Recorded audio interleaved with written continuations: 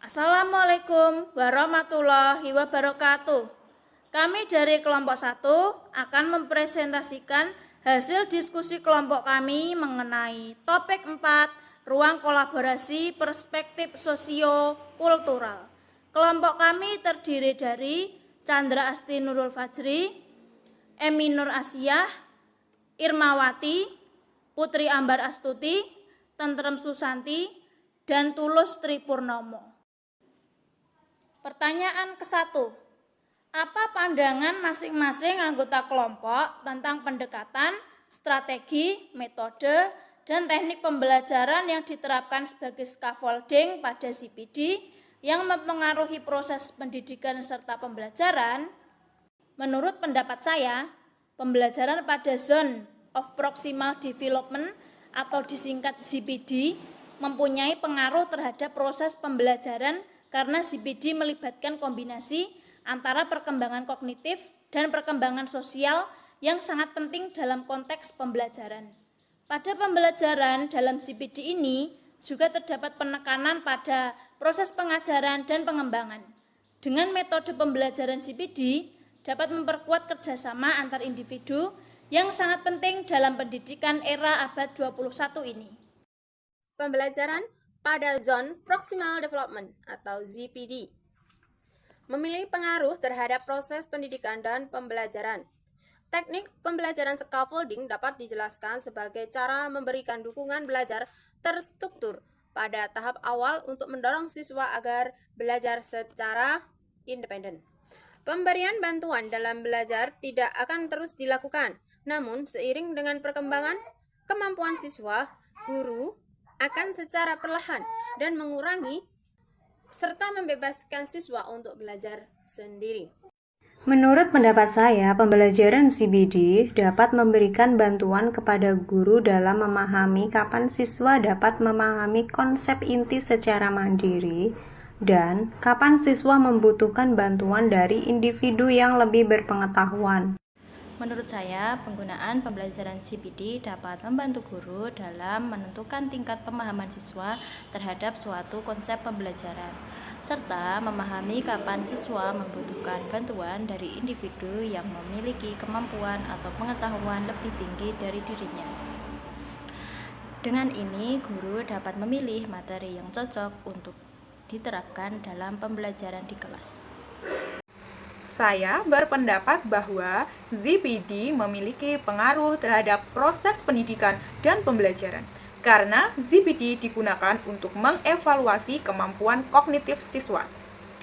Dalam ZPD, siswa dapat mengatasi masalah secara mandiri atau dengan bimbingan orang lain. Menurut saya, pembelajaran di dalam ZPD memberikan motivasi dan inspirasi kepada siswa untuk melaksanakan tugas yang mereka anggap sulit dan membuat mereka merasa tidak mampu, sehingga akhirnya dapat menyelesaikan dengan kemampuan yang sebenarnya. Kemudian yang B, pandangan masing-masing anggota kelompok 1 tentang kesiapannya mengajar dengan memperhatikan pendekatan, strategi, metode, dan teknik pembelajaran yang diterapkan sebagai scaffolding pada ZPD pada peserta didik. Pertanyaan kedua, apa pandangan masing-masing anggota kelompok tentang kesiapannya mengajar dengan memperhatikan pendekatan, strategi, metode, dan teknik pembelajaran yang diterapkan sebagai scaffolding pada ZPD pada peserta didik?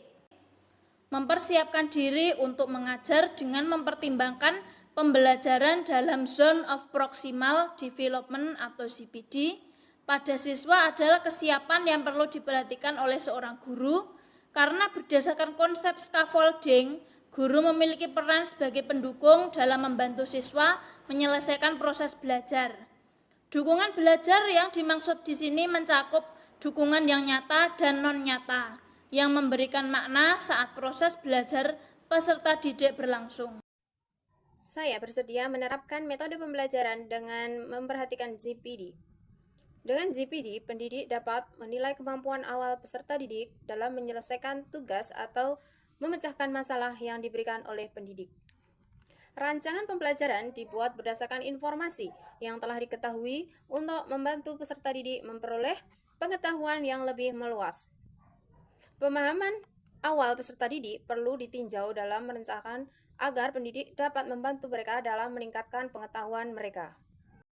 Mengarahkan dan melatih siswa untuk mencapai potensi yang mereka miliki adalah salah satu tugas yang harus dilakukan guru. Dalam konteks pembelajaran pada ZPD, sebagai calon guru, kita harus siap dalam mengajar dan mampu mengidentifikasi ZPD siswa sehingga kita dapat memberikan bantuan dalam proses belajar. Sebagai seorang pendidik, kita harus mempersiapkan diri secara maksimal agar dapat memberikan pembelajaran yang sesuai dengan zona pengembangan proksimal atau ZPD siswa. Selain itu, kita juga harus menggunakan metode-metode pembelajaran yang sesuai dengan karakteristik dan juga kebutuhan semua siswa. Menurut saya, sebagai seorang pendidik harus siap dalam mengajar dengan memperhatikan pembelajaran pada Zone of Proximal Development atau ZPD. Adanya kehadiran bimbingan dan pendidik menggunakan teknik scaffolding serta interaksi sosial, maka dapat memberikan pengajaran pada siswa yang optimal dalam hal kognitif dan juga sosial. Siswa memiliki kesempatan yang luas dalam perkembangan potensial dan proksimal, mengurangi kesenjangan siswa, membantu siswa memahami proses belajar melalui peran guru, dan berkesempatan sebesar-besarnya untuk mengerjakan suatu proses pengetahuan atau makna baru secara bersama-sama. Saya telah siap untuk mengimplementasikan pembelajaran dengan memperhatikan zona pembangunan proksimal atau ZPD. Dengan ZPD, kita dapat mengetahui kemampuan awal siswa sehingga sebagai guru kita dapat mengembangkan bakat siswa sesuai dengan potensi yang dimilikinya. Pertanyaan nomor 3. Apa persamaan dan perbedaan pandangan tentang pendekatan strategi, metode, dan teknik pembelajaran yang diterapkan sebagai scaffolding pada ZPD pada peserta didik? Persamaan. Proses pembelajaran yang menggunakan pendekatan ZPD adalah kombinasi antara pembelajaran kognitif dan pembelajaran sosial. Dalam proses ini, interaksi terjadi antara individu sebagai guru dan siswa, atau siswa dengan orang lain. Perbedaan yang terjadi dapat kita lihat pada kemajuan belajar setiap siswa yang diberikan bimbingan oleh guru. Dalam hal ini dapat kita amati pada perspektif proses yang dialami oleh setiap siswa, sehingga kemajuan belajar setiap siswa bisa saja berbeda-beda walaupun diberikan bimbingan yang sama karena disesuaikan dengan kemampuan dan karakteristik setiap siswa.